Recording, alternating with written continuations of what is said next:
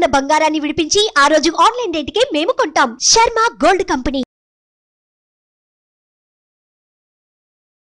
నమస్తే, welcome to Suman TV. నేను మీ యామ్ని. ప్రస్తుతం మనతో ఉన్నారు ప్రముఖ ఆధ్యాత్మికవేత్త, ప్రముఖ జ్యోతిష వాస్తు పండితులు డాక్టర్ గుండపూడి శివసుధీర్ శర్మ గారు ఉన్నారు. గురుగారితో మాట్లాడి మనకున్న సందేహాన్ని అడిగి తెలుసుకుందాం. నమస్కారం గురుగారు. శ్రీమాత్రే నమః. శ్రీ గురుభ్యో నమః.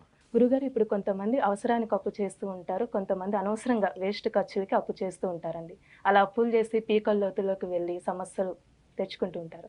వాళ్ళకి సంబంధించి ఏమైనా పరిహారం అంటూ ఉందా? అవసరం కోసం చేసేటువంటి అప్పులు కొంత కష్టాన్ని కలుగు చేస్తూ ఉంటాయి, కానీ అది అవసరం తీరుతుంది కాబట్టి కొంతవరకు చేసిన ఒక అర్థం ఉంటుంది. కానీ భేషజాల కోసం పక్కవాడు ఇన్ని వేల రూపాయలు పెట్టి షర్ట్ వేసుకున్నాడు, మనం కూడా వేసుకోవాలి, వీడి దగ్గర ఉండదు. అందుకనే పూర్వకాలంలో శాస్త్రం ఏం చెబుతారంటే, చాప ఎంత ఉందో కాళ్ళు అంతవరకు ముడుచుకోమని చెప్తారు. అవునా? పురుని చూసి నక్క వాతలు పెట్టుకోవడం అంటారు కదా. పక్కవాడికి వాడి అదృష్టం బాగుండి వాడు ఏదో సంపాదించుకున్నాడు, వాడు కాలం కలిసి వచ్చింది, వాడు కష్టపడ్డాడు. కష్టపడకుండా ఎవరికీ రావు. కానీ వీడికి ఏంటంటే కష్టపడకూడదు, పక్కవాడి సుఖాలు మాత్రం మనం అనుభవించాలి. ఈ రకమైనటువంటి ఆలోచన భేషజం అంటారు. అంటే నలుగురిలో బిల్డప్.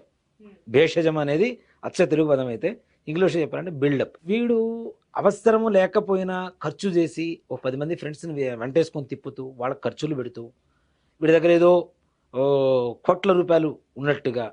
దీంట్లో కూడా చూడండి, అంటే నేను ఎందుకు చెప్తున్నాను అంటే అనుభవపూర్వకంగా చెప్తున్నాను ఇవన్నీ కూడాను. కొంతమంది ఏమీ ఉండవు, వైట్ అండ్ వైట్ షర్ట్ వేస్తారు, వైట్ ప్యాంటు వైట్ షర్టు, తలతల్లాడే ఒక 500 రూపాయల నోటు 2000 రూపాయల నోటు పై జేబులో పెడతాడు. వాడి దగ్గర ఉండేది అదొకటే నోటు, ఏముండదు. పైగా చేతికి కంకణాలు వేస్తాడు, అవి బంగారం కావు, ఏవో గిల్టు నగలు. 10 ఉంగరాలు పెడతాడు, అవి కూడా గిల్టు నగలు. అంటే అందరు పెట్టిన వాళ్ళందరినీ అంటలేదు సుమి, కొంతమందిని చెప్తున్నా. వీళ్ళు ఏంటి అంటే నిజంగా పక్క వాళ్ళకి లేనిది ఉన్నది కూడా వీడు ఏదో ఉన్నట్టుగా భావించుకొని వీడు ఏం చేస్తూ ఉంటాడు. దేనికోసము అంటే, వీడి దగ్గర ఇన్ని ఉంగరాలు ఇవన్నీ ఉన్నాయి, ఐఫోన్ ఒకటి వాడతారు, అది ఎక్కడో అప్పుల్లో తీసుకొచ్చుకుంటారు, స్టేటస్కి సింబల్ కదా, అది తీసుకొచ్చి దాంతో మాట్లాడుతూ ఉంటాడు. ఇప్పుడు నేను ఆ విధంగా మాట్లాడుతున్నాను అనుకోండి, మీరే నాకు పరిచయం అయ్యారు కొత్తగా, అరే 10,000 రూపాయలు లేవే అర్జెంటుగా, అయ్యో ఫోన్పే కూడా రావట్లేదు, గూగుల్ పే రావట్లేదు లేదంటే మీరు ఇస్తారా ఇవ్వరా? నా ఉంగరాలు ఇవన్నీ చూసి ఇస్తారా ఇవ్వరా? దానికోసం మెయింటైన్ చేసేవాళ్ళు కూడా ఉన్నారు. అంటే ఆ విధంగా కూడా అప్పులు చేయటం, ఎదుటి వాళ్ళని మోసం చేయటం. వీడి దగ్గర నిజంగా 10,000 రూపాయలు కానీ 1,00,000 రూపాయలు కానీ అప్పు తీసుకున్నప్పుడు తీర్చేటువంటి శక్తి ఉందా? దానికి పడ్డ కష్టం ఉండదు, దానికి కావాల్సిన కష్టపడ్డు. 1,00,000 రూపాయలు అప్పు చేశాను, వాడు ఎక్కడన్నా అడిగితే మనం ఇవ్వాల్సి ఉంటుంది, మన పరువు పోతుంది, లేనిపోయింది, వాడికి ఇవ్వాలి అనేటువంటి భయం కూడా ఉండదు. స్థానం మార్చేస్తుంటాడు, సెల్ ఫోన్ నెంబర్లు మార్చేస్తుంటారు. నిజంగా ఇది ఒక దరిద్రం. ఇప్పుడు నువ్వు అప్పు తీసుకొని ఎదుటి వాళ్ళని బాధ పెడుతున్నావేమో, కానీ నీ భవిష్యత్ తరాలకు మాత్రం ఇది తప్పనిసరి ముప్పు అవుతుంది. ఇప్పుడు 1,00,000 రూపాయలు ఎవరి దగ్గర అప్పు తీసుకొని వాడు కష్టపడి సంపాదించుకున్నది, వీడికి అవసరానికి ప్రాణాపాయ పరిస్థితి ఏదో చెప్పి అబద్ధం చెప్పి తీసుకున్నావు, ఖర్చు పెట్టుకున్నావు, ఎంజాయ్ చేసావు. కానీ వాడికి అదే 1,00,000 రూపాయలు అవసరమైనప్పుడు నువ్వు ఇవ్వకపోవడం వల్ల వాళ్ళ ఇంట్లో జరిగేటువంటి నష్టానికి కారకుడు నువ్వే అవుతున్నావుగా, వాడి పడే కష్టానికి కూడా కారకం నువ్వే అవుతున్నావుగా. దానివల్ల వాడు బాధపడతాడు కదా, అరే పలానా వాడికి అనవసరంగా ఇచ్చాను, నాకు అవసరానికి లేకుండా పోయినాయిరా అని. అవునా? ఈ వాడి కన్నీటి బొట్టి కారణం పోతున్నప్పుడు ఆ కష్టం నీ కొడుకులు చవిచూస్తారా? చూడరా? ఆ బాధ కూడా వాళ్ళకి ఇంకా శాపం, తప్పనిసరిగా శాపం అవుతుందమ్మా. కాబట్టి ఎవరిని మోసం చేయడం కూడా కరెక్ట్ కాదని చెప్తాం ఈ విషయంలో. ఇలా అప్పులు చేసిన వాళ్ళు కొంతమంది ఉంటారు, నిజంగానే అప్పులు చేసి అవసరానికి ఆడపిల్లల పెళ్ళిళ్ళకో పిల్లల చదువులకో అప్పులు చేసి ఆ పిల్లలు సరిగా చదువుకోలేక మరలా వివాహం చేసినటువంటి వివాహంలో కూడా విఫలమయ్యి దాని ద్వారా అదొక బాధపడుతూ ఉంటారు. ఆ బాధతో పాటు పెళ్లికి కోసం చేసినటువంటి అప్పులు, ఇట్లాంటివన్నీ బాధపడేటువంటి వాళ్ళందరి కోసం ఒక చక్కటి పరిహారం ఉంది. పెద్దగా కష్టపడాల్సిన అవసరం లేదు, చాలా సింపుల్ రెమెడీ. ఓ మాట చెప్పాలంటే, ఒక దేవాలయాల్లో రావి చెట్లు ఉంటాయి. అవునా? రావి చెట్టు వేప చెట్టు రెండు కలిసి ఉండేటువంటి స్థానాలు కొన్ని ఉంటాయి, కేవలం రావి చెట్లు మాత్రమే ఉంటాయి.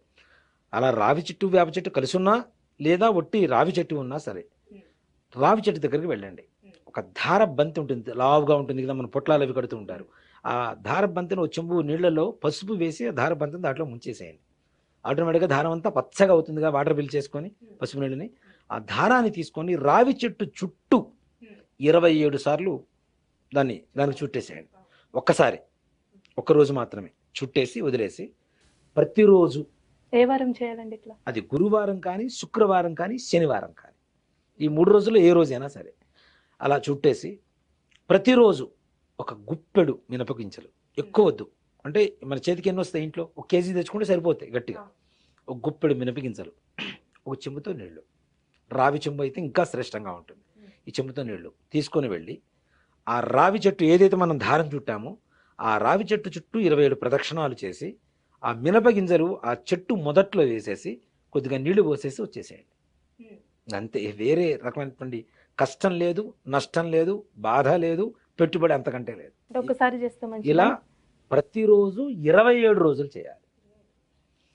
దారం చుట్టడం ఒకసారి, ప్రతిరోజు ఈ మినప గింజలు తీసుకుని వెళ్ళటం, ఆ చెట్టు మొదట్లో వేయటం, నీళ్లు పోయటం, రావటం, 27 ప్రదక్షిణాలు చేయటం. ఆడవాళ్ళకి ఇబ్బంది కలిగితే, మధ్యలో ఏదైనా ఇబ్బంది కలిగినా వాళ్ళకు ఉండేటువంటి ఇబ్బందుల వల్ల ఆ రోజులు మినహాయించి మిగిలిన రోజుల్లో చేసుకోవచ్చు. లేదు ఆ ఇబ్బంది తొలగిన మరుసటి రోజు నుంచి మొదలుపెట్టి 27 రోజులు పూర్తవుతాయి వాళ్ళకి తప్పనిసరిగా. ఆ విధంగా అయినా సరే 27 రోజుల పాటు ఈ విధంగా చేయడం వల్ల సమస్త శని బాధ, రాహుగ్రహ, కేతుగ్రహ బాధలు తొలగిపోతాయి తప్పనిసరిగా. అంతేకాకుండా వీళ్ళు అప్పులు తెచ్చిన చోట తీర్చడానికి కావాల్సినటువంటి మార్గం మాత్రం కనపడుతుంది. ఒకటి చెబుతున్నా, కష్టపడకుండా ఒక అప్పులు తీరిపోవాలంటే ఎవరేం చేయలేం, నేను కాదు భగవంతుడు కూడా ఎవరేం ఏం చేయలేం. మనం కష్టపడుతూ అప్పులు తీర్చలేదు అంటే ఇలాంటి పరిహారం ద్వారా తప్పనిసరిగా విశేషమైనటువంటి మార్గం కనబడుతుంది.